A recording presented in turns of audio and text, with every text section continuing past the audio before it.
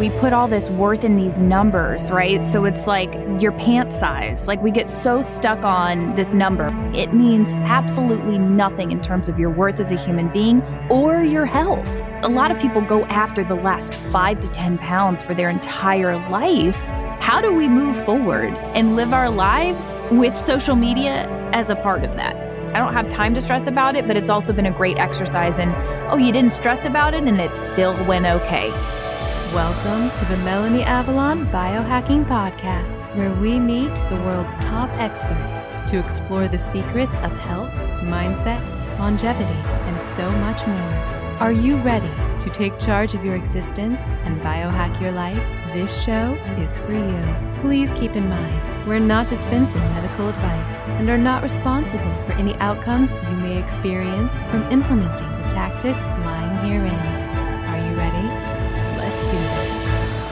Welcome back to the Melanie Avalon Biohacking Podcast. Today's episode is a little bit different from the previous episodes. I wanted to bring on Noelle Tarr, the co-host of one of my favorite podcasts in the world, that is Well-Fed Women, formerly known as the Paleo Women Podcast.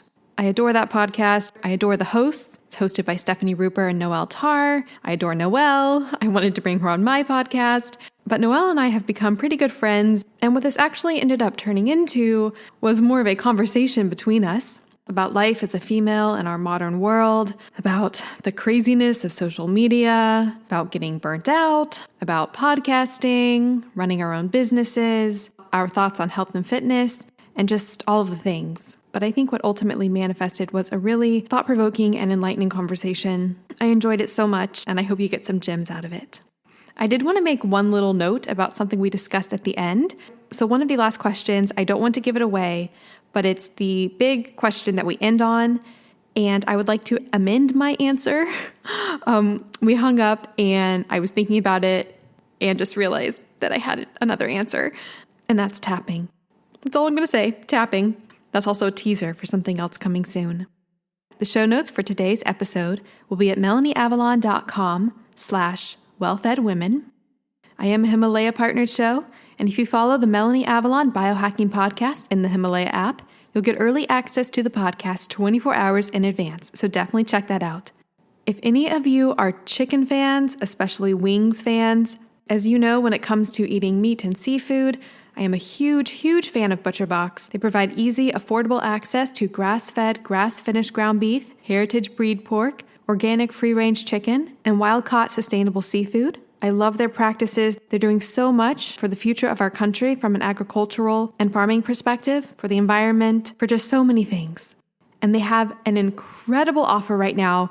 Guys, this is a huge offer. From now until February 3rd, so just a few days, if you sign up at butcherbox.com/MelanieAvalon, you'll get $20 off your first box, and you'll get free wings for life. In every single box from here on out, you will get 3 pounds of chicken wings forever, for free, forever. This is an amazing offer if you're a fan of chicken wings. Jump on this now. And by the way, I love the practices they use with their chicken. Before ButcherBox, I was specifically buying a brand of chicken that used raising methods specifically to minimize stress in the animals, because we know that when the animals are stressed, it's not good for them or the environment. It actually can lead to misfolded proteins in the chicken, which make it hard to digest and actually can be inflammatory for us. This will actually be discussed in detail in a future episode. I learned it, by the way, in the book Wildtarian. Thankfully, ButcherBox is also using these practices to minimize stress in the animals, so I could confidently switch over my chicken brand. So for those chicken wings, you can know they're coming from chickens that were raised happy and healthy, with minimized stress, and which can ultimately benefit your health.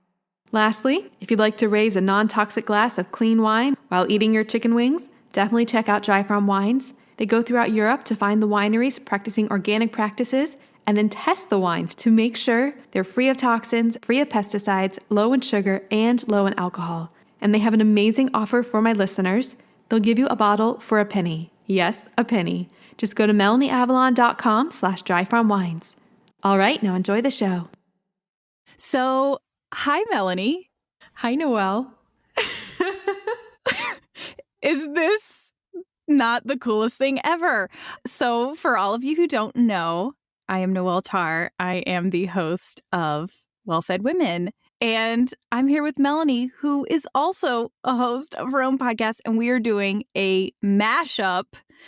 So this is that really awkward stage where we're both like trying to host our podcast, but then we realize we're with other hosts. We're just sort of like, wait, what do we do with our hands? What's going on? What do we do with our voices? So I'm really excited. I'm excited to have you here. Why don't you maybe just introduce yourself just a little bit? I'll introduce myself just a little bit since most of our audiences know who we are, and then we can jump into what we're going to discuss today. That is a perfect idea. Yes. For listeners, Noelle and I have been trying to figure out how to do this for quite a while. We're like, who's going to talk? What do we say? So we're just going to go with the moment. So hi, I am Melanie Avalon. I am the co-host of the Intermittent Fasting podcast, which is not where this will be airing, but I'm the co-host of that podcast. And then I am the host of the Melanie Avalon Biohacking podcast, which is where this will be airing. So I'm really in the whole health biohacking sphere.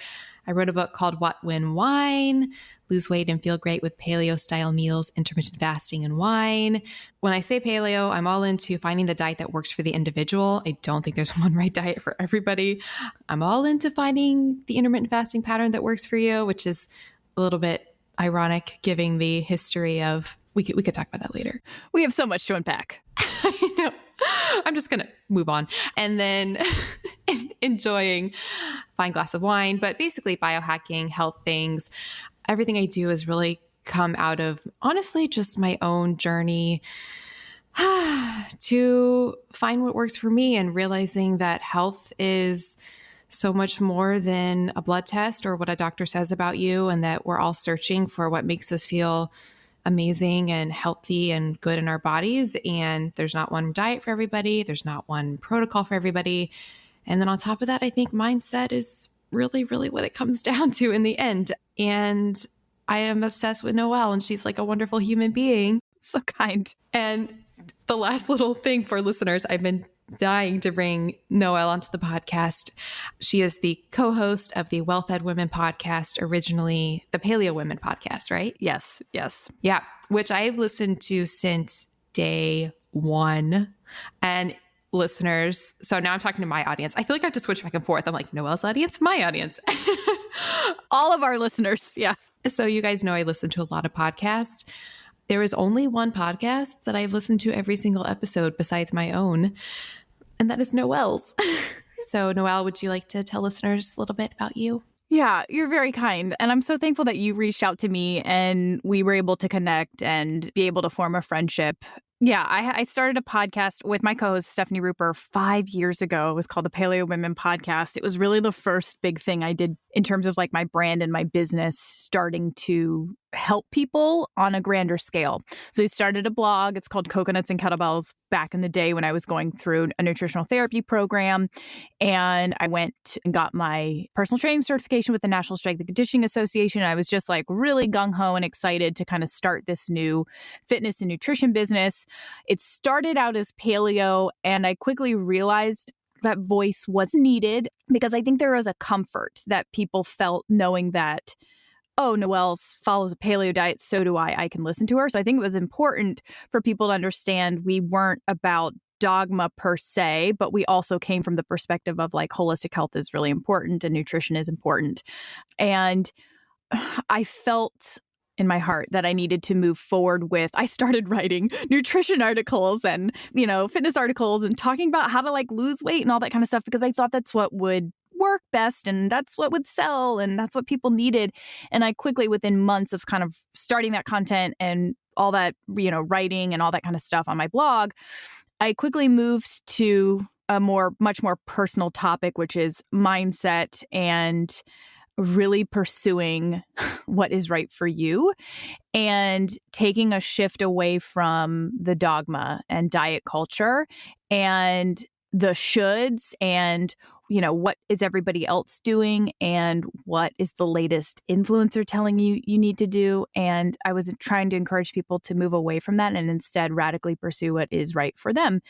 And so I wrote an article about why I don't want six-pack abs. It was a really big moment for me of shifting body image into my business talking more about body image, and it was huge. And a lot of people, it resonated with a lot of people. It was like, hey, I don't really need six-pack abs to be worthy. And I don't need the perfect, like, why are we so focused as a culture on six-pack abs or the cellulite on our hip? Like, why are we so focused on these things that don't equate to health? They don't equate to our worth as a human being. We all feel all this shame for the way we look and the fact that we eat these bad foods and we didn't run enough today. Like, we're all just stuck in this spiral, and it's so unhealthy. And why don't we just do what works for us and like radically accept ourselves and our bodies and eat good food and not like tie it to our worth? Because that's not a real thing. So anyway, long story short, I posted that article, resonated with a lot of people, and that's sort of what I have pursued mostly, which is talking about mindset and body image. Also on the foundation of how to figure out what foods are right for you. So I have a book called Coconuts and Kettlebells I wrote with my co-host Stephanie Ruper. And in that book, we talk about here's how to follow a low carb approach if that works for you. Here's how to follow a more carb approach if that works for you. And we give really good information about, here's some times where more carbs are better. Here's some times where going lower carb is better. And we just want people to do what's right for them and to be healthy and happy mentally, physically, and emotionally. So that was me trying to be really succinct and not at all accomplishing it. But that's what I've been doing for the past 5 years, basically, is the book and the podcast and the blog and, writing programs and stuff like that. So. No, I love it so much. And I think that's one of the reasons that I've loved your podcast for so long. And B, I think that we find ourselves on a very similar wavelength is just this common theme of wanting to find the diet that works for you and wanting to pay attention and, do things that are, quote, here it comes, like the whole morality issue. You want to do things that are right for your body, but then there's this whole complicated layer of adding morality to things, what is right, what is wrong. We're so individual. Some things work at some times and not others. And then you talked about the whole, like, it's so arbitrary, and we have all these ideas of what's right and wrong, especially with body image and scale numbers. Like I had like an epiphany of sorts the other day. I was looking at this chart. It was like a picture of the human body, and it was like the human body is this % muscle, this % water, this % fat, this %. There was like two other things that I didn't even think about, and it was like, how silly is it that in our body, we have somehow determined that scale weight, for example, is a reflection of your worth when it doesn't even mean anything. Like looking at this picture of the body, there's all this stuff inside of us. Like, what does it matter? What does it matter? That was just a tangent. I feel like I'm going to do that a lot. No, but you're so right. We put all this worth in these numbers, right? So it's like your pant size. Like we get so stuck on this number, which is like a size 6 or a size 8. Typically, it's like a size of pants that we were when we were in high school or college and very unhealthy and like had disordered eating behaviors or just were like maybe underweight, maybe working out too much, or maybe we were training for a marathon or whatever. We get stuck on that number and like trying to get back to that pant size. Or I just want to get back to this number, this one number on the scale. And that controls our thoughts for the majority of the day for years and years and years. And it doesn't mean anything. It means absolutely nothing in terms of your worth as a human being or your health. A lot of people go after the last 5 to 10 pounds for their entire life, and it actually makes little to zero impact on your overall health. In my opinion, it makes a negative impact because it is weighing on you mentally, and it is causing you to do things that you may not do in order to try to push yourself to lose those last 5 pounds that probably aren't super healthy. I know this. You know this, Melanie. Like, you can do a lot of things that don't improve your health that lead to weight loss. I did that for so long. And once I had that epiphany of like, why do I care so much about this number on the scale? And by the way, I'm doing unhealthy things to get there.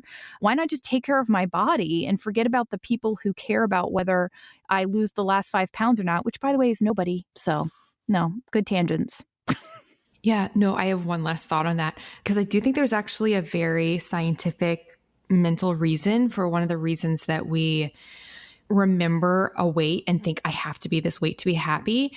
I wonder if it has to do with, well, societal pressure saying that a certain weight, is what you should be, but more so, at least I know for me, I'll remember, at this time in my life, I felt really good in my body. And at that time I was this weight. We know that our brain, when we're experiencing something that's either really great or really seemingly bad, our brain looks around and tries to find all the things that are happening at that time. And it associates those as a reason for that experience, whether or not they're connected at all. So I could go on a huge tangent about that, but I do wonder often with the whole identity aspect, if people, they think back at a time that they were a certain weight. And so their brain is thinking, I was that weight. So if I'm that weight again, that's what I'll be, which is just so silly because you're not the person you were then. It's quite possible that you will be much more in tune and intuitive and comfortable in your body at a completely different weight. But I think we much prefer often to look to our past and what seems certain rather than the future and the uncertainty. Ooh, I like that. You're right. It feels like it's easier to control. We feel we have a false sense of control if we can look back and say, we were that weight and we had the esteem and the power and all the things. So I just need to get back to that. That's actually easier, I think, for our brains to grasp onto, as opposed to being I can actually do all those things at a different weight in my body. I would like to ask you a little bit more about your personal health story and your journey. How did you get into health and what made you want to put all this information out there publicly? Because I think you and I have a unique position as podcasters where we talk a lot and we end up talking a lot about our own personal experiences. And so it ends up being that we are very public with a lot of personal issues that we're going through. So what was it? And just as even a personal interest of mine, what was it that made you say, I really want to go public with all my issues? Yeah. So long story short, and I will try to make this long story short. Growing up, I was always trying to be, I followed the standard American diet or whatever. And I was always trying to probably lose 10 pounds. It wasn't a big deal. It was just always trying to control your weight, but it wasn't a big deal. I always emphasize that because I think I didn't have really intense disordered eating or anything like that, but I was always trying different diets kind of casually. That's a good word, casually. So calorie counting, maybe a short romantic fling with vegetarianism, silly little things. I tried the cookie diet. I read that on your website. What is that? So you pay for these cookies and they're specially formulated cookies that you're supposed to eat. They're supposed to replace your meals. So you eat cookies for 5 cookies during the day and then you eat a normal dinner. The cookies were so good, I just wanted to eat more cookies, which I normally would. B, I looked at the ingredients recently and the cookies were basically gluten and oh, I don't even know what they were. They're fiber and gluten. That happened. So then sophomore year of college, I tried low carb to lose some pounds. And that was the first time that I realized, I actually feel different. It's not just weight loss. I started getting better energy. My skin started getting better. And I was so maybe what I'm putting in my mouth actually affects other things besides my weight. So then I became a little bit obsessed, as I tend to get.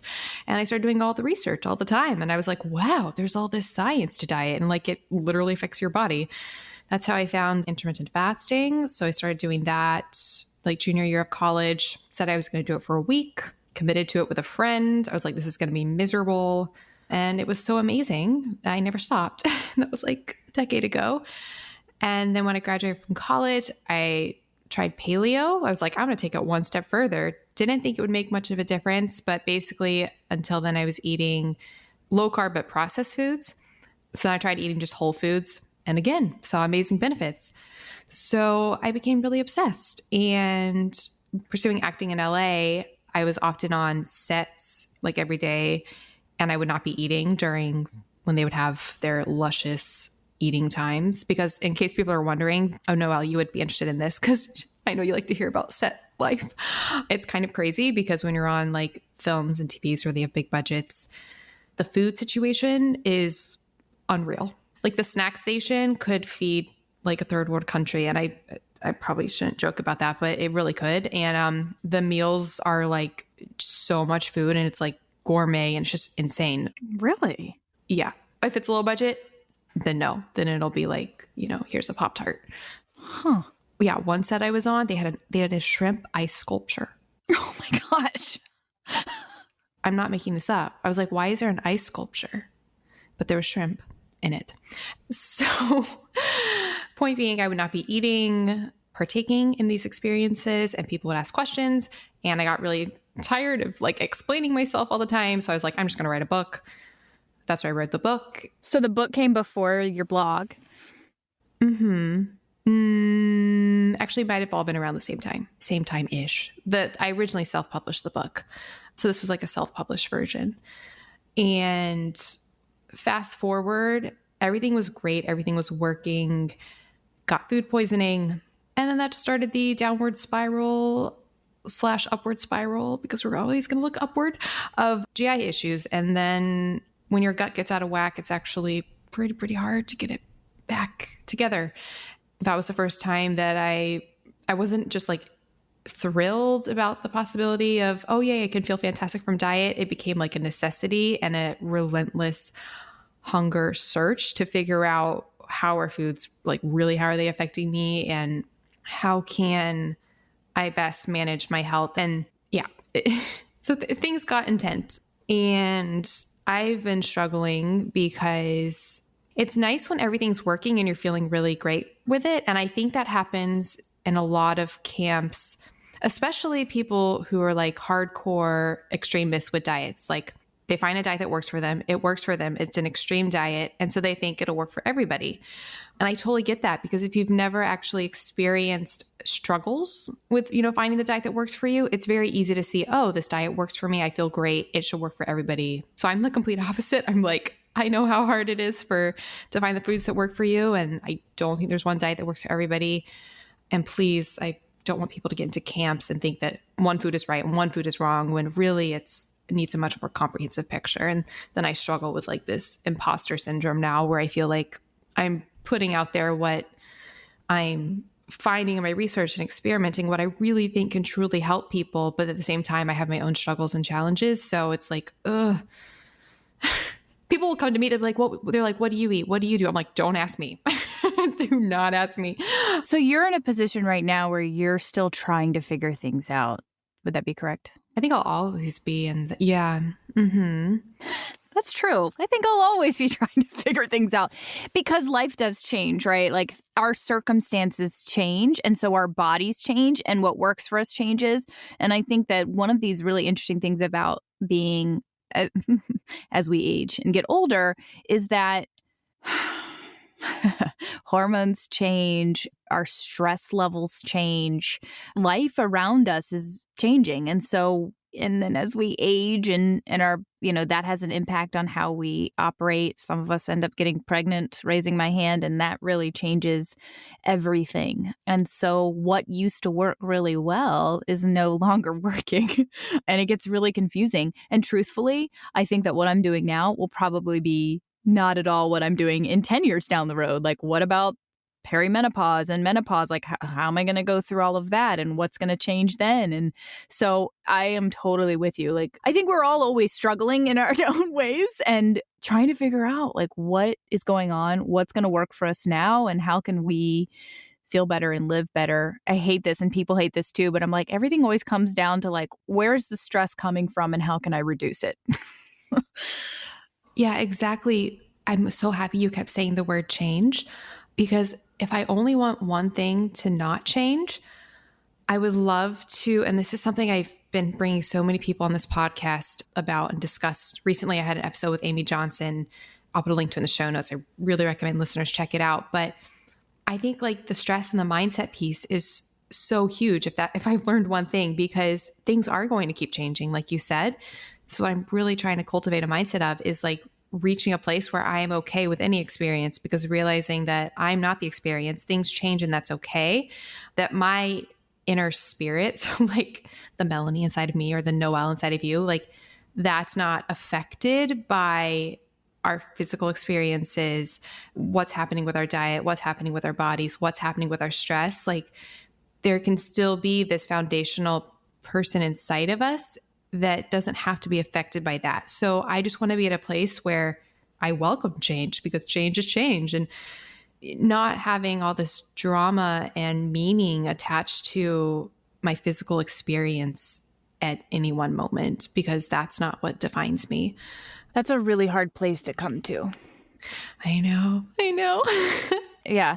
I mean, and I feel like that's one thing that God's been working on with me in particular, is because I've been, for those of you who don't know, all of my listeners will know, but I have been struggling with chronic pain and unexplained. And I've gotten the MRIs and I've gotten everything. And, you know, I've been in and out of physical therapists and chiropractors. And I am sort of coming on the other side of it, which has just been incredible. But there was a point where I had to sit with that and say, okay, this may be an infliction that I manage for the rest of my life. And it is. But, you know, this may be something that I have to experience on a daily basis and still choose joy and realize that this is not going to be my forever. And this is my time here on earth. And I'm going to have to choose joy, manage it, and realize that I can be okay and live a like semi-normal, healthy life and happy life without figuring things out 100% and without controlling it. Because my issue is I always want to control things and like figure them out and fix them. And so it was like, Noelle, maybe this isn't going to be fixed, and you have to be at peace with that. And that has to be, you have to find your worth in Christ, for me in particular, because, you know, I'm a Christian and that's where my hope lies. And so it's like, I have to be okay with like, cool, like I'm just going to be at peace here, and Jesus has to be enough. And that is really hard. And it's maybe I don't fix it, and maybe like, hello, Noelle, you're not in control.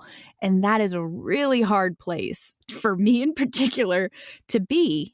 And I realized like so many people with chronic issues, like they have to go through this every day. When you wake up and you have a chronic health condition, you can't quote unquote, you can't necessarily quote unquote fix it. You know, it's something that you have to wake up and choose every day to choose joy and to understand like, I can't control this. I can't 100% fix it. And so I just have to be able to manage it in a way where I wake up, and if something happens, like I have to know that I'm going to be capable of handling it. My family's going to be okay with it. And we're just going to tackle things as they come.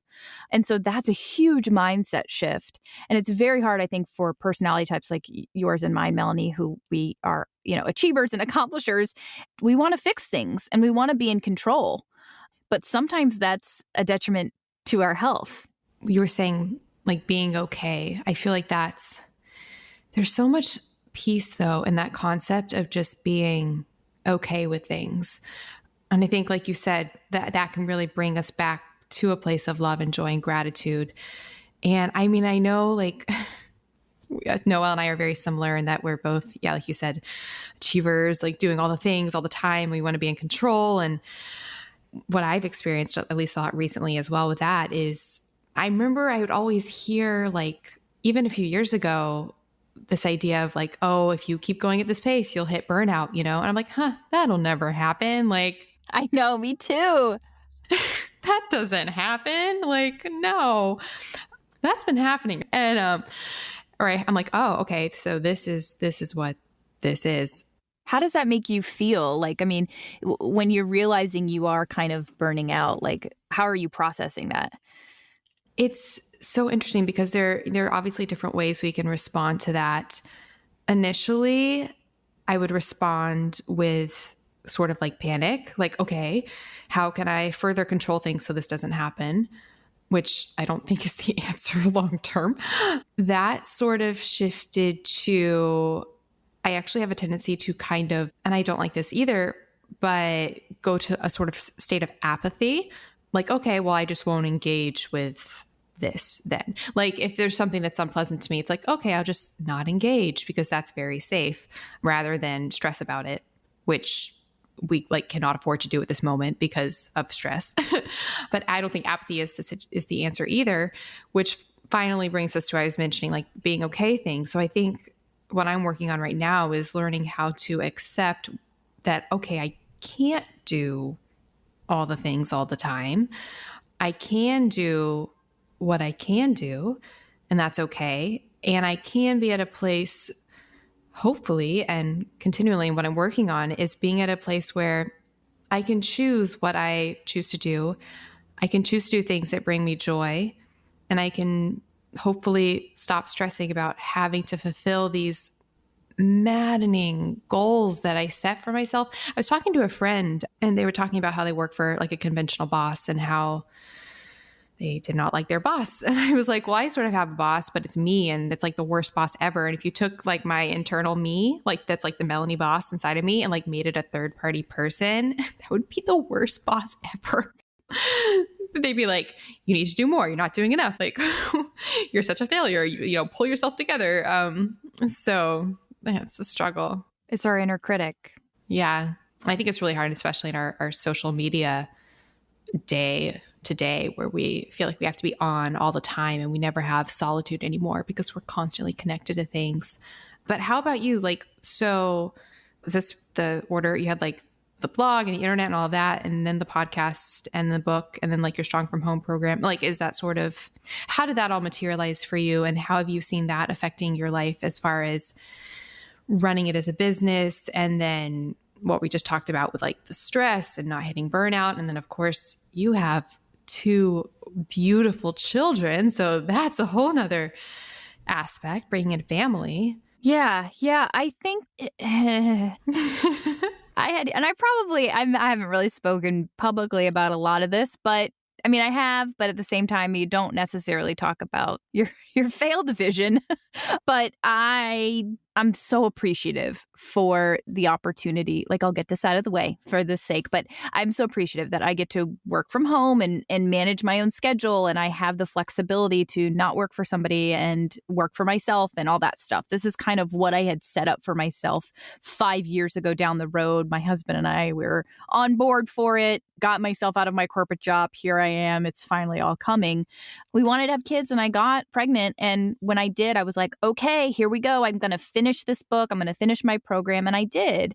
But after I had my daughter, it was a huge, huge wake up call to me in terms of I just like, I can't do it all. And it was very, very hard for me to live in she's a strong-willed, wonderful, incredible child, but she drained me. I struggled with postpartum anxiety. I wasn't sleeping. It was just a lot. And it was a lot that wasn't in my control. And so having kids is the ultimate welcome to not having control ever experience. And so I think that was a huge shift for me. And once my daughter turned 1, I was like, cool, I'm starting to feel better. So I set all these like big goals. I was actually going to write a second book. Here we go with the failed visions. Going to write a second book. I still would love to, but I doubt it's just not going to happen. I wanted to do like a family cookbook. I wanted to really sew into Beauty Counter as a company and a business. And I was like, this is the year of the business. And I unexpectedly got pregnant quite quickly after that when my daughter was like 13 months. So we were like, great. And I was excited, but also terrified. And it was a very, very, very hard year for me emotionally, physically. If I talk too much about it, I will just start crying because it's just been just a weight, such a huge weight on me. And it was mostly because of my chronic pain. And I was bedridden and I was like trying to keep a good face on for everybody and trying to like keep it together. But like I just felt so invaluable as a person because I could barely take care of my 1-year-old. My husband had to do the majority of the work. I was like laid out for the last, I guess, 3 or 4 months of pregnancy. Then when I finally had him, it still was a huge struggle. I got mastitis, which is a nasty bacterial infection 3 times. I've had a very rough experience with my second postpartum. He's great, which is awesome. My son is amazing and, healthy. And I thank God every day for that. However, I have really been through the ringer. And so I had all these huge goals and like, I want to help people and I want to get more into business. And I actually get really motivated by helping more people and getting involved in my business and doing my work. And it's almost like I don't know if you feel this way, Melanie, but like my work is almost a chance for me to doing the things that I like, not the draining tasks of like, oh, I've got to edit this and do that. But like this kind of work, what we're doing right here, having this conversation, interviewing people and, working with my teams and that kind of stuff, like that's really invigorating for me. It's actually what people would call downtime. For me, it's kind of what gives me energy. And so for the good part of the year, I've felt like I am literally drowning. Like there are like rocks on my ankles. I'm in the water and I cannot get a breath. And so that's how I felt really the last year until maybe about like right now.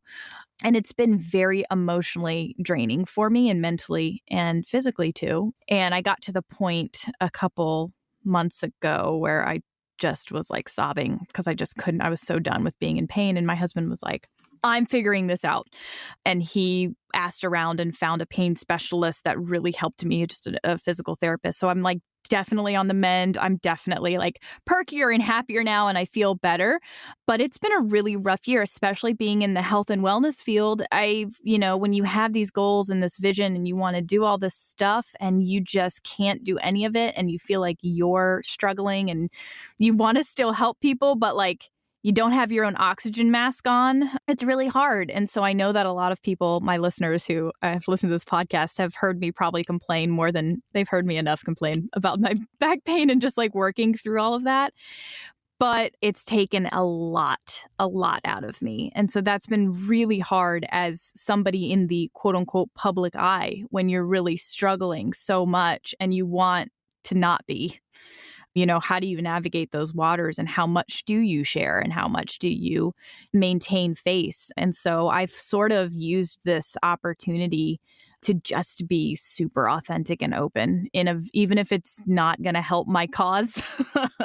It's not good for my health to be anything but open and honest with people. And social media has been such a huge struggle with that. I know so many people, especially in our audience, like when we asked for questions, when Melanie and I did, we got a lot of questions about like, how do you manage social media and all that? And it's really, really hard. I know I struggle with it personally. I know Melanie struggles with it, but I've had to really shift and adapt. And I look at all these people doing all these cool things and posting all the time. And I know you do too, Melanie. And I'm like, I want to be you, but I can't. And that I can't maintain my business that way. So I have to I've just decided this year to radically be okay with, that's that word, be okay. Be okay with doing what is right for me and my health. And if that means not posting on Instagram for a week, even though I should be, quote unquote, in quotation, should be, and everybody else is, and then it means I take the week off and I don't post anything. And that's just how it goes. I have to go with my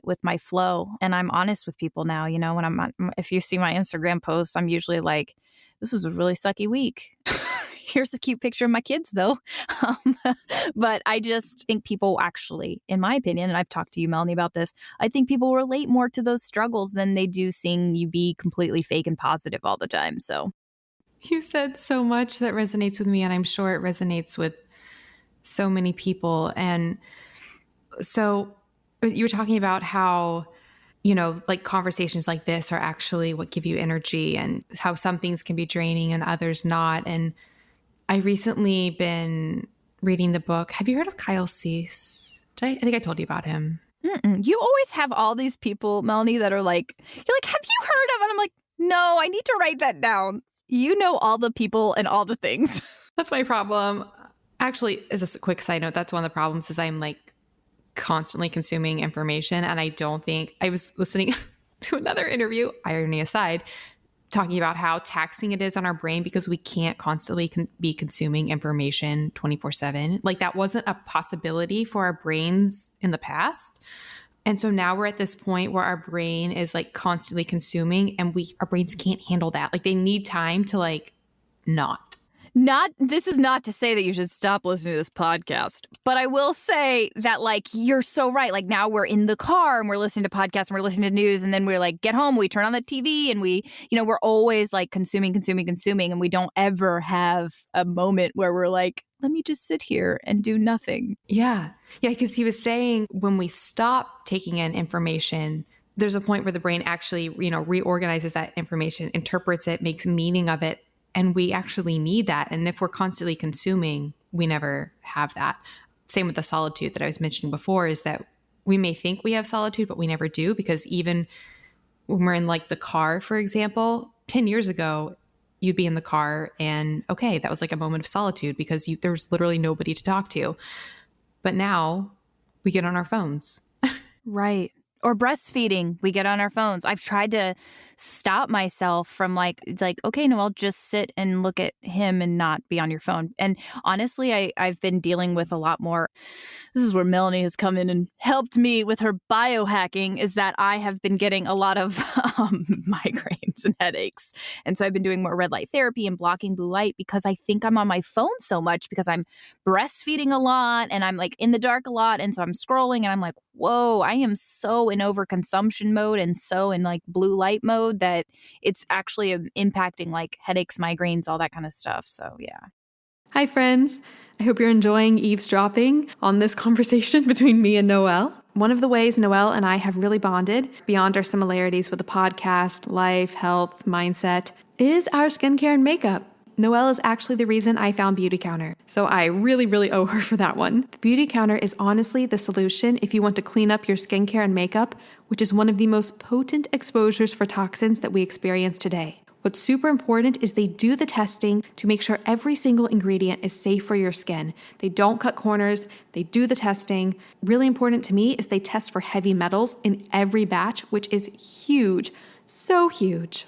You can shop with me at melanieavalon.com/beautycounter. And if you shop at that link, something really special will happen after you place your first purchase. If you'd like to know what that really special thing is, and if you'd like to hear about my upcoming giveaway that I'm doing, which is going to be really big, definitely get on my clean beauty email list. That's at melanieavalon.com/cleanbeauty. You'll receive discounts from me, specials, my favorites, the latest on the science of skincare, and so much more.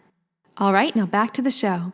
What I've started doing more and more is just setting more boundaries, and it's hard, but like notifications and things, I turn them all off.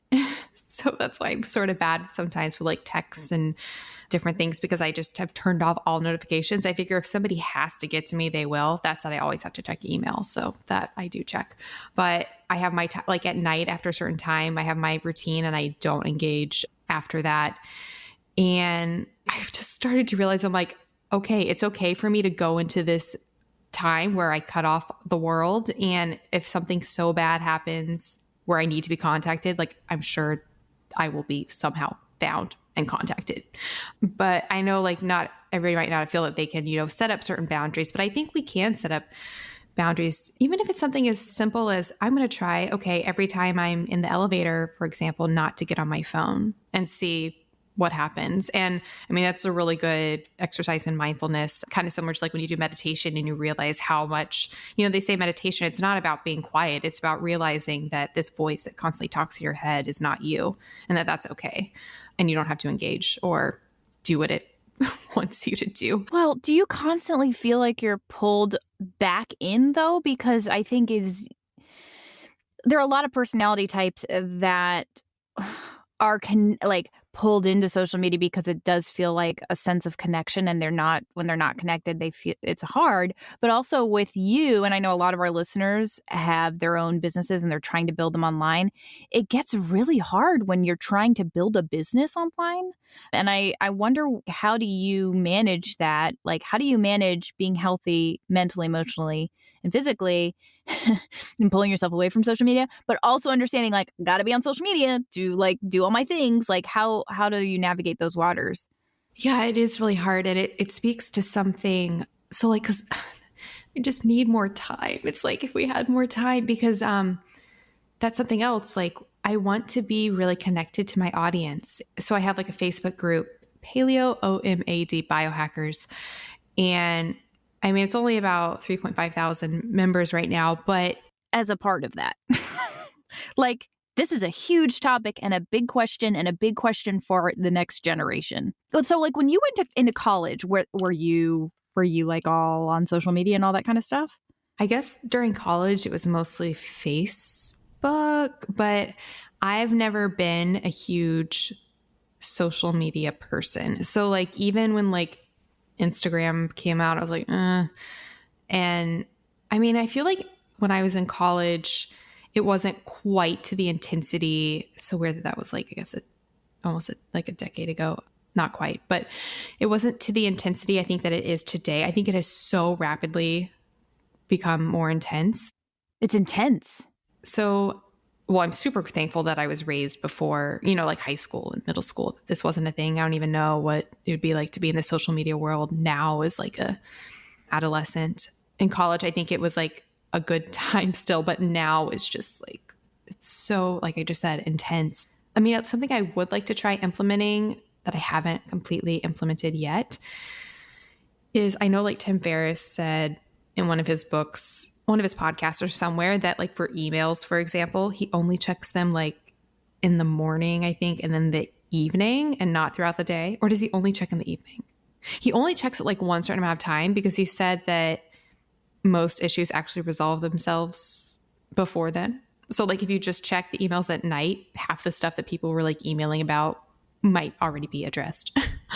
I sort of want to try like setting up social media engagement time blocks where it's like, okay, this is the time that I'm engaging, and then doing it all then, rather than feeling like I constantly have to check Facebook every single second, constantly check Instagram, constantly check. I realize it's become very much a dopamine thing. I feel like those little rats, doing where they do the science experiments and like the rats hit the thing to get the sugar, hit the thing to get the cocaine, or hit the thing to get the drug. That's what I feel like with social media, because it's like whenever I have a moment where, okay, I could take a minute and not do anything right now. It's like, no.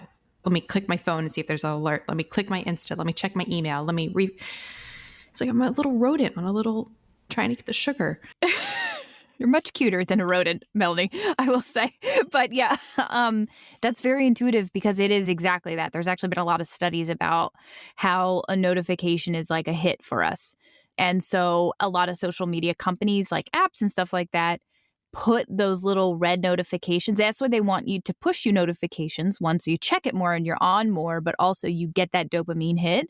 And that's why you'll see a lot intertwined into the development of apps and stuff like that. There are always opportunities for you to see like a little red number that's like, oh, something's new. You've got you've got mail, or, you've got a new comment. Like they try to push it really hard so that you get more addicted to it. Yeah, that's why one of my favorite things was cutting off all notifications on my phone. But then I got so upset because like I got a new phone. I like got rid of all the notifications. I put it in do not disturb, but then it had a notification. So whenever I would turn it on, it'd be like, phone is in do not disturb mode. I'm like, why are you giving me a notification to tell me you're in do not disturb mode?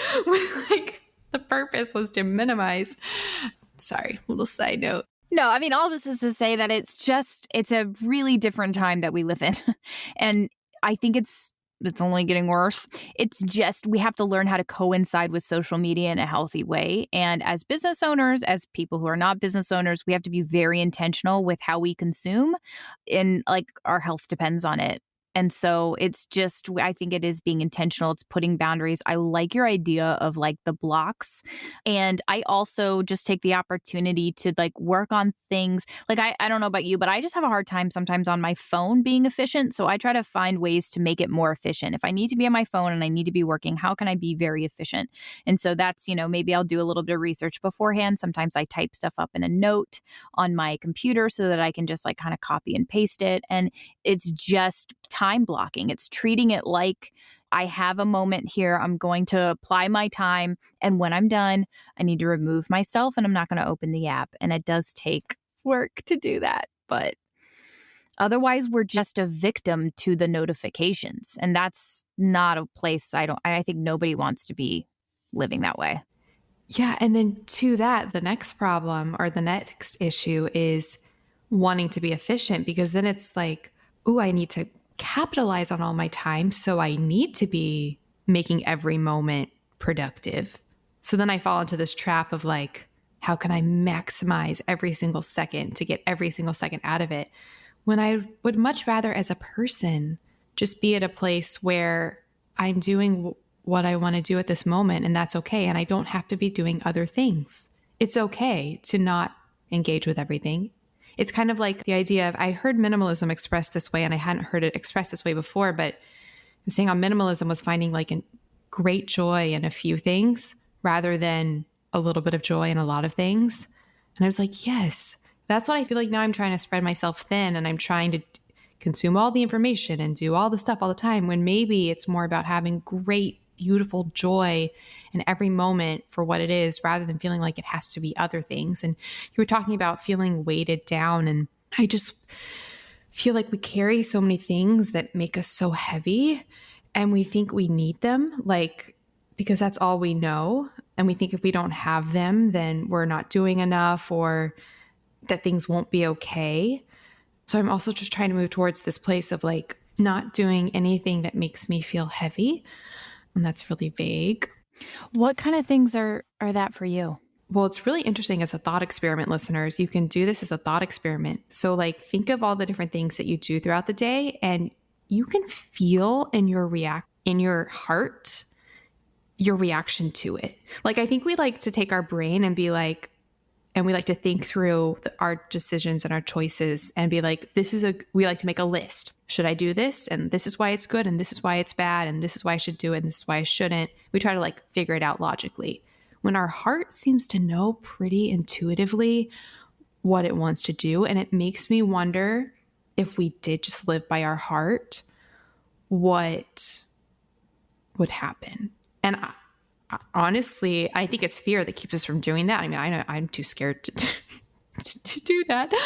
To make this more like practical, because I feel like I'm using a lot of words. So, if I look at my day, what are things I do during the day? Recording this episode with Noelle, working on my other podcasts, prepping other books, working on an app, answering emails, going to the grocery store, listening to books. There are all these potential things. And I could think about those individually. And how does it like make me feel? Does it feel like a burden? Does it feel like something I'm dreading? Or does it feel like something I am excited about and want to do and am looking forward to? And it makes me wonder, if I only did the things that filled me with joy and did not feel like a burden, what would life look like? That's a terrifying thing to just, if you just jumped into that. Right. But some of that is like, you can't get rid of all those things. If you're a parent,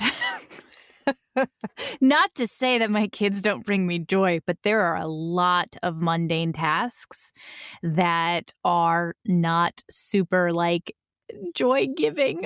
You have to be able to sometimes take those mundane tasks or those tasks that don't bring you joy and be okay with processing through those things and having to have them as part of your day, and still being thankful and understanding like, that's just where sometimes you have to do that kind of stuff. Your day's going to be mixed. No, I'm so glad you said that, because I need to clarify. So I want to clarify. So not joy per se, because there are things in a way we don't have to do anything, but there are things, we have to do, like as a mother, and caring for your children. And so you have to do them. But I think, and I don't want to put an idea in your head, so I'd love to hear your answer to this. But I think if you think about the things that you have to do, taking care of your kids, for example, or mundane tasks that just have to be done, I think there's two types of, when we think about those reactions we could have. So not necessarily does it spark joy, but as far as like not wanting to do it, is it because you don't want to do it because, it's mundane or it's going to take a lot of physical effort? So it's like, it's something that has to be done. It takes a lot of energy, but it's that the physical energy that is making it a drag, compared to the emotional burden energy. And I think those are the things that we could let go of, because I think, and I don't want to so I really want to hear your answer to this, but at least I feel like for me, if I was a mom, if I knew I had to do these things for my kids, I think I would probably there'd be the things where it's like, oh, okay, this takes a lot out of me. This wipes me out physically, but I'm a mom. I love my kids, so I'm doing it. So it's not like an emotional stress burden of something I want to let go of, because I wouldn't let go, compared to something where I want to let go of this and something's not letting me let go. I think one of the things that's really interesting in this stage of life for me is, one of the things that I've been struggling with is right now is like, I just feel like my time isn't my own. I feel like I'm sort of ping-ponging back and forth, trying to take care of 2 babies and manage a house and feed everybody and like barely run my business. And, and again, this is all in my mind. This is how I'm perceiving it. And it's not necessarily true. But I continually come back to Noelle, this is a choice. This is what you're choosing to do. And I actually find a lot of peace in that because yes, the stuff is mundane and truthfully, it is actually very emotionally draining. Like for me, it's just like I am giving into these children mentally, emotionally, and physically. And that's actually the most taxing for me is just like having to be an emotional support person to a toddler who is a total Tasmanian devil. I can see that. For listeners, I was showing my mom Noelle's Instagram and I was like, she has this daughter, Stella. And my mom was like, oh my goodness, she looks like, what word does she use? I mean, she thought she was adorable. She said she looks like, what's the word for like a really intense child? I don't know. Strong-willed? Strong-willed, yeah. She's like, she looks very strong-willed. I was like, I know, I feel like she is. Yeah, it's like everything's a meltdown. And that's okay because toddlers learn how to process their emotions. But for me in particular, that's what's so draining by the end of the day because I have to like maintain my patience and help her process her emotions and not lose my poop. Like I have to do all this. Like I have to be calm. And sometimes I'm definitely not. And I fail at that.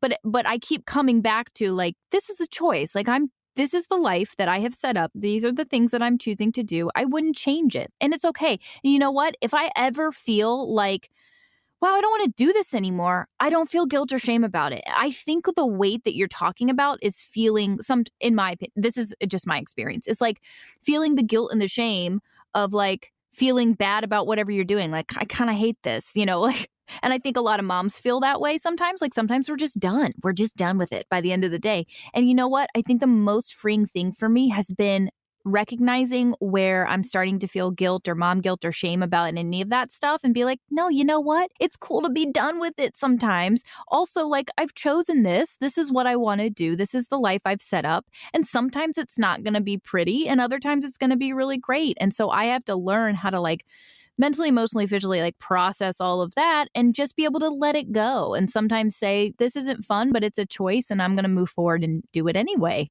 And I think it's just, to use a Melanie word, reframing it and understanding like, as opposed to saying like, oh, I hate this. I don't want to do this. Saying like, you know what, this isn't fun, but I'm choosing to do this. Like, this is cool. Like, I'm okay with this not being fun and it's okay to like not enjoy it.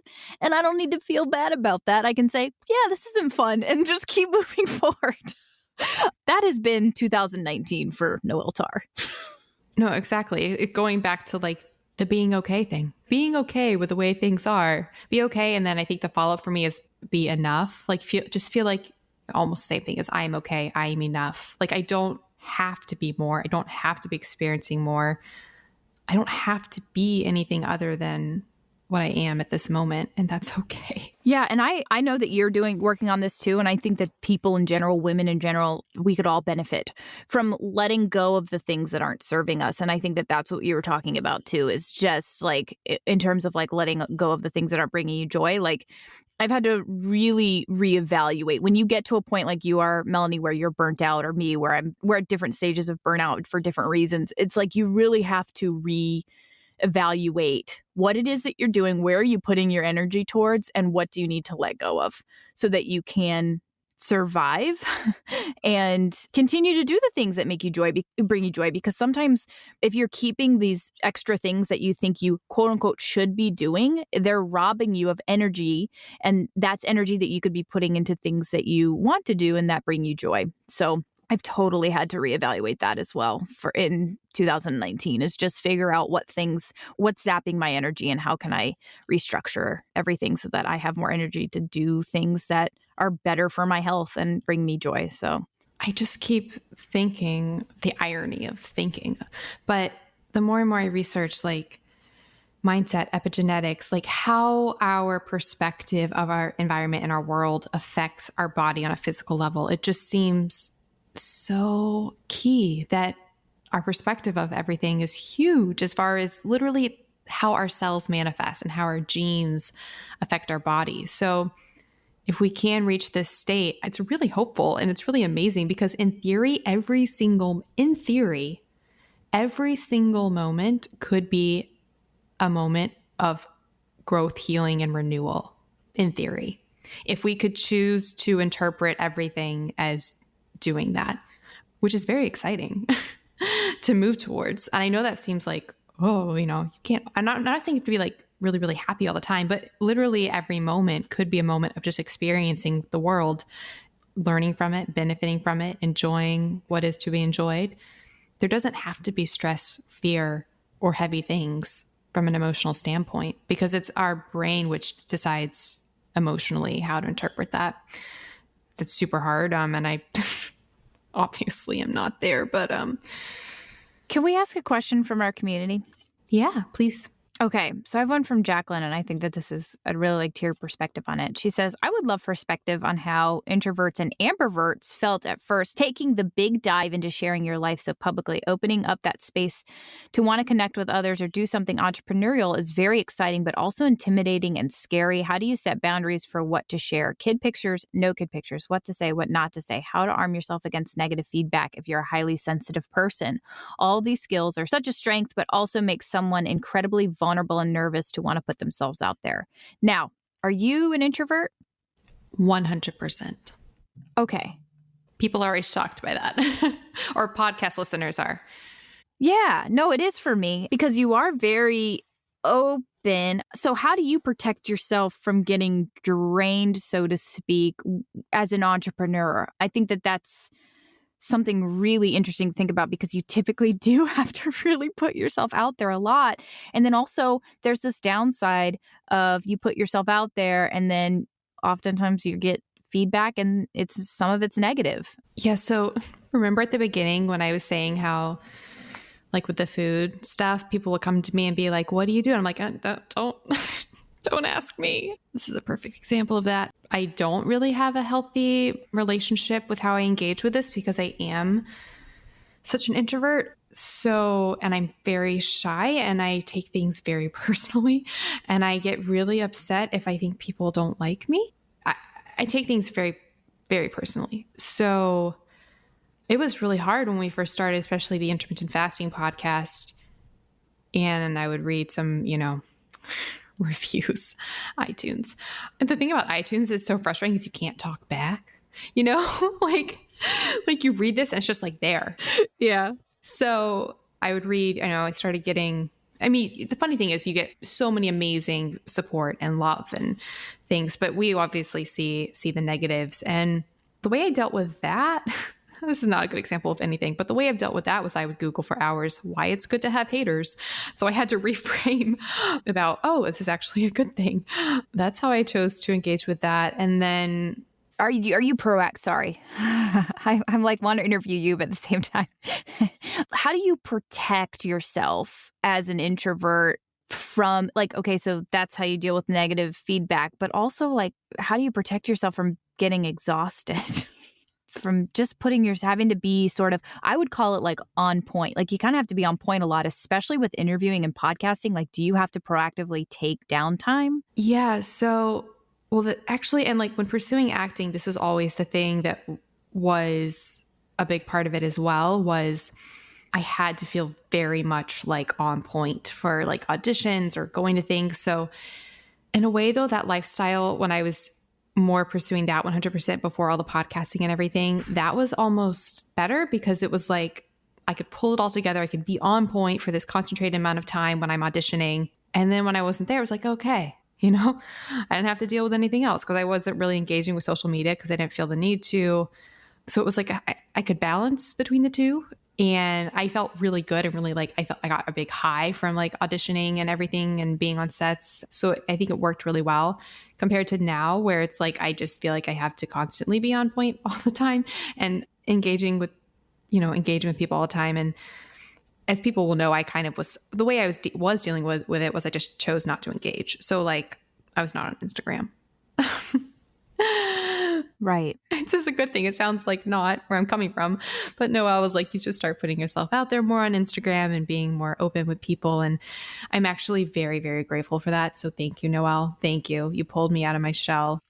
I feel bad. I don't want to be pushing you and draining you even more. No. Because I think I've reframed it. I was seeing it as a drain. I was I can't do this. That will just completely wreck me. Having to do that. But now that I started doing it, I've actually found it to be such a supportive community. And I'm actually very grateful for it. And I'm starting to realize, oh, okay, like there can be, it doesn't have to be draining. So it is constantly a balance. I will say one thing that is serving me really well. And I've always been the intense prepper and controller. And like, so with prepping things for like episodes, I feel like I need to be prepping 100% all the time and like stressing about it and like up until the day that it airs. But now the thing is, I have so many things I have to prep for and so many episodes and having to read like 5 books at one time that I can't afford to actually stress about something till it's happening in a way. So in a way, I'm super grateful for that. So now it's like I try not to even stress about things unless they're happening now. I'm actually super grateful. Like the other day, for example, one of my worst scenarios that I was anticipating actually came true. I've always been like, oh, what if I forget that I have an interview? Like, what if it falls through my calendar somewhere? That happened the other day with like a major author. And they emailed and they were like, I'm here. And I'm like, and I was like, not at my computer. I was not at home. I'm so glad that happened because now that that's happened, I was like, okay, I dealt with that. It happened. So clearly if things go wrong, I can deal. So I think it's about like reframing and knowing that there's no point in stressing about things that haven't happened yet. So just focusing on what needs to be done. It's like they say in Lord of the Rings, all you can do is decide. I don't even know what the quote is. Something about you can only decide to do with the time that's given to you. And I think that's what I'm working towards is, okay, at this moment, what is the situation and what can I do with it rather than stressing about a future that may or may not materialize or mourning a past that's the past. It's not now. Sorry, that was so long. I don't even know what you asked me. That's great. Because what about for you, for like with everything you're doing with the podcasting, the family, finding that line between stressing and planning and versus just doing? Yeah, no, I mean, everything you said, I'm obviously not an introvert, but I have had to radically let go of anything that's not absolutely necessary and ask for help. I'm not a great person at asking for help, and I've had to really put myself out there and rely on other people, which again is not very easy for somebody who wants control and has anxieties and has worry. I am a worrier. I have anxiety. And just like you said, now that I have so much going on, it's been very freeing for me to realize like I don't have time to stress about it, but it's also been a great exercise in, oh, you didn't stress about it and it still went okay. Yes, exactly. So that's actually been very helpful for me because it's, you try to hack yourself out of worrying and it's very hard. It's very hard to give up fear and worry and anxiety and to process it in a different, things in a different way. And I've come to a place now where I am very okay with, I'm becoming okay with the unexpected and understanding that I will be capable of handling it if the unexpected happens. So it's pretty much motherhood. I have a lot of health anxiety too. Like I'm very scared of what complications I may have, to certain diseases or sicknesses or my pain or my kid. Like, what if my kids get sick and then I end up having to take them to the ER? And so it's like all those things. And I'm like, you know what? If my kid, something happens to her, like I will be the best person possible to take care of her. And I have to know that like I will be able to show up. I can't worry about things that haven't happened. I can only understand that I will be able to manage those when they happen. So, yeah, they say that that's actually one of the key, or I guess, differences in the way stress manifests in our body. Like basically your perspective of, do you feel like you have the resources to handle a stress? So some people feel like, and this is the way I used to be, and I'm working towards being again, is some people feel like, okay, whatever happens, they can deal with it. So they have the physical and mental resources. Then some people feel like they don't feel like they might have the capability to deal with something. In both situations, the thing hasn't happened yet in theory, but feeling capable and feeling resilient breeds capability and resilience, and feeling in fear of what might happen just, can break down your body more. So yeah, one of my goals towards 2020 is just working on feeling, capable for anything. And also just the beauty of, I feel like the longest lived people, the centenarians, they ask them what their secret is to long life. And it's always like, they follow completely different diets. They'll be like, I ate a pound of chocolate. I smoked every single day. Or it's like laughter. It's like joy. It's social connections. It's not fear. I don't think there are many fearful super centenarians. No, you're so right. I hate to do this, but we got to wrap it up, girl. We've been talking a very long time. Would you like to...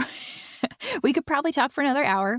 Have we even talked about anything helpful? I'm sorry, folks, if you were just like, what just happened? This has just been a you have listened to a conversation with Melanie and Noelle today, which I think is all good stuff. I'm just, being funny. But anyway, maybe not so funny. I'm not as funny as I think I am. Sometimes I think I'm funnier than I actually am. Happens to you, Melanie. See, I'm laughing. My husband jokes me. He's like, there you go, laughing at your own self again. I'm like, well, I thought it was kind of funny. I thought it was funny. I laugh a lot. Noelle and I typically talk. We typically talk through an app that lets you talk. It's called Voxer. I'll put a link to it in the show notes. It's funny though. The funny thing now, how many times have we said funny? The funny thing about that, when you talk in like sound bites back and forth, is I feel like I need to tell you, I'll be like, oh, I thought it was funny when you said, so that you know that when you talked, I was laughing. That's our social media world. I know. I do that too. I'm like, oh my gosh, I was laughing so hard when you said. I know. Yeah. Do you want to wrap it up with I just read this down here and it says, I like this question and I'd actually like to hear about it from you and then I can answer it and then we can sayonara. But it says, what are the top 3 things that you did for your health that have changed your life? That might be a very big question, but I think it might be something we can end on. Okay. The first one, I don't know if this is 2 things or 1 thing, honestly. And this sounds crazy after all this, but the intermittent fasting and realizing the effect that food has on my body, hands down. And that's actually how I conclude my book, which I originally self-published What When Wine, but I did sign with a traditional publisher and release in stores. And that was one of the things I concluded with in the book, was that despite any changes in how I was reacting to food or dietary principles or whatever, I have realized that what we eat does affect our body and does affect me. And I think just being okay with and accepting and being grateful for knowing that certain foods in my body affect me certain ways, maybe eaten at certain times affect me certain ways. And I don't really know what that means and the implications, but being okay with that and just understanding that that is a part of the picture. So that would be 1. Okay. Yeah, I like that. I think probably the number 1 thing for me was shifting my mindset away from how can I manipulate my body and manipulate my mindset? How can I hack my brain into losing weight and to being obsessed about my weight and shifting it to why am I doing this? Why do I care so much? Who am I doing this for? When I ask myself, who am I doing this for? That was a huge moment for me. It was what really changed everything, because my entire life I felt like I had been making choices for myself based on what I thought I should be doing, based on what other people said I should be doing. And I was trying to impress these people who I didn't actually care about. I was really trying to be this person with 6-pack abs, and I wanted to be that girl who ran, a lot and was lean. And I was like, I'm sorry, wait, who am I doing this for? Because I'm really unhappy and I actually don't care about that. And so when I asked that question and shifted my mindset to I'm going to stop doing things that I think I quote unquote should be doing and do the things that are right for me and my body, whether that means I lose weight or not. I guess taking weight loss out of the picture in the pursuit of health, that would be number 1. 2, so with personal health issues that I've had, GI issues, mercury toxicity, a diagnosis of a certain disease, which may or may not be real, other things. This is a complicated answer. Realizing that I can test and look for things that are wrong, and I can take measures and I can try to address that, and it can have effects. But in the end, and maybe that's the reason honestly, the reason I have this whole biohacking podcast is because I'm on this relentless journey to figure out what does and does not work. But I think when it comes to health, realizing that maybe the physical aspect of it isn't where the answer necessarily lies. And maybe it is more about the mindset and the spirit rather than the physical. And that honestly, we don't know anything. And I'll tell this really, really quickly. This has haunted me so much. And I think it's stuck with me because when it comes to physical health issues, you might experience, or not even health issues, anything physical in your body, we experience something and then we think it happened because of something else. So like, I have a headache. Oh, it's because I ate this. Or I feel anxious. It's because I did this. I did this. It's because I did this. My mind was blown. When I read this study, they did this study on people, and so our left brain is the part of our brain. I'm sorry, this is long, but this is probably one of the most revolutionary things for me. The left part of our brain is the brain that is language. It makes stories. It makes meaning of the world. The right part of our brain is more like motor skills, like their evolutionary, like animalistic part of our brain. When they do studies where they make it so that only part of their brain, and those correlate to your eyes. So when they do studies where only part of a person's brain can see one thing and only another part of their brain can see the other. So the left brain has information about a situation and the right brain has information about the situation. And then when they ask the participants questions for why they do things that they're doing, and I'll put a link to this in the show notes so you can get the actual, like what they tested. Basically, the left part of our brain will make up stories and memories to explain what it sees, regardless of if any of that is true. So when they do these studies, they might ask them, why did you, pick up this card? And the person will be like, oh, I did it because of, and then they will remember these things that happened that did not happen. And it's all because our language part of our brain tries to make stories and tries to make sense of the world around us. And I think you can apply that to any health experience that you may be experiencing or anything physical. You may have this whole story in your head about why things are happening or what you can do or what means what, when honestly, we don't know anything. Your brain could literally be making up things to make you feel better, which we can be grateful for our brain. It's trying to take care of us.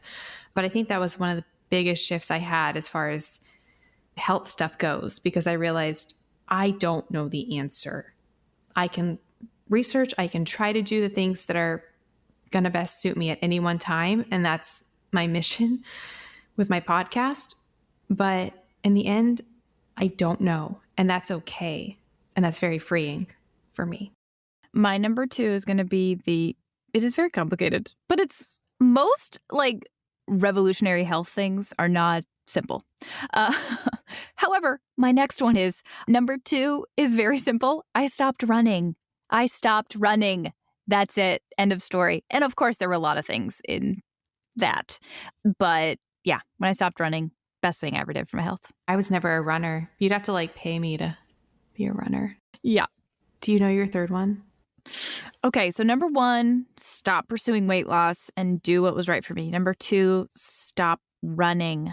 Number 3 would probably have to be, I don't know. I have a couple things that were pretty revolutionary, but I think I know my third one, so. Okay, why don't you go and I'll decide. I think, and it's something I'm working on, but the importance of social connection, irony aside of the social media conversation, but the importance of friends and laughter. I don't think there's anything more healing. Start crying. I remember when Noelle and I were talking about this, I was like, Noelle, this might just be me crying for 2 hours. I think the importance of friends, family, and laughter far outweighs almost anything else. So my 3 were, 1 was the intermittent fasting and the whole foods choices. 2, realizing that our brain makes stories about our health situation that may or may not be true, and that's okay. We don't have to stress about it. And 3, social connection and laughter. I think my number 3 is treating my mental health as important as my physical health. Once I realized I was making sacrifices to my mental health in order to, quote unquote, pursue physical health. I was like, what am I doing here? So obviously, I think most people have picked up on I have an anxious brain. I struggled with postpartum anxiety. Once I went through that experience and I realized like it's not worth, like I am a personal trainer. I have a platform built on fitness, but guess what? I haven't worked out in, I don't know, a year and a half. I've been doing physical therapy and stuff like that, but I let go of that because I knew I needed to prioritize my mental health and sleep and not adding more stress to my life. And I wouldn't have been able to do that. But maybe 7+ years ago, I would have put my mental health through the ringer in order to like force myself to get up and work out and do the things. And I would not be sleeping. I'd set my alarm early and I'd drag myself out of bed. And now I just radically pursue supporting my mental health, making sure that I'm getting enough sleep and letting myself check out if I need to, as opposed to always like keeping my brain spinning and thinking and worrying and pushing and trying to create this like perfect health environment. Those are mine. Yeah, I love it. I do ask every single guest on this podcast the same question. So if I don't ask it to you, that'll be a problem. That's the last question. Can I ask you? Okay. What's the question? Yes. So it's just because I've started to realize how important mindset is in everything. What is something that you're grateful for? Man, I don't want to be super cheesy, but I do. I'm grateful for my husband. It's been a very hard year, and I talked to my listeners in a recent episode of the podcast and told them just how much he has sacrificed for me to take care of me. It's just beyond me that he loves me this much and is willing to just sacrifice all of his happiness in order to make sure that I'm happy and taken care of. He's been a great father, and it's just really nice to be able to have somebody to lean on.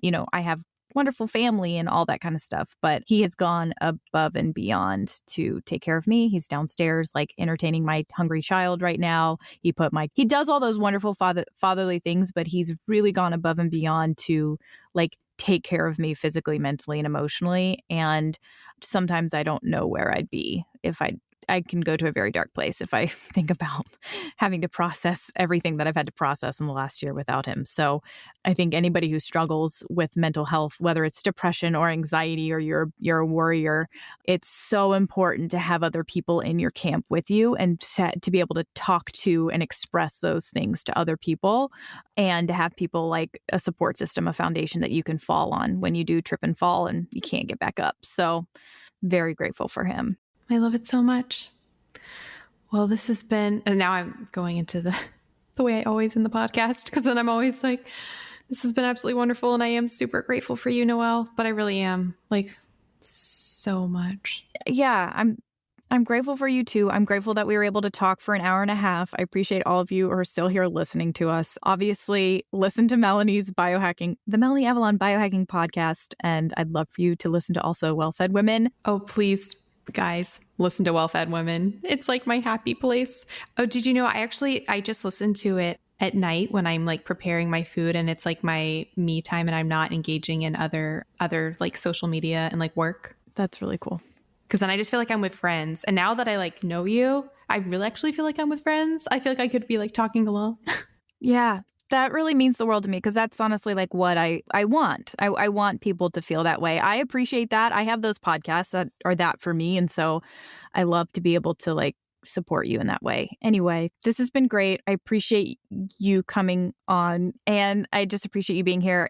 Thank you, everybody, for listening. Obviously, check the show notes on our respected websites. And when you're listening to this episode, you'll see all of the show notes and everything will be there. And maybe we'll do this again, Melanie. I know. If you enjoyed, let us know what you think. And let us know if there are other topics you'd like us to touch on, because I do think there's a lot more we could, because we didn't even talk about like podcasting and stuff like that, which was something we were contemplating, if people want to know about the ins and outs of that whole business. Right. So much. Okay, so where can people find more about you? Can you just throw that out there?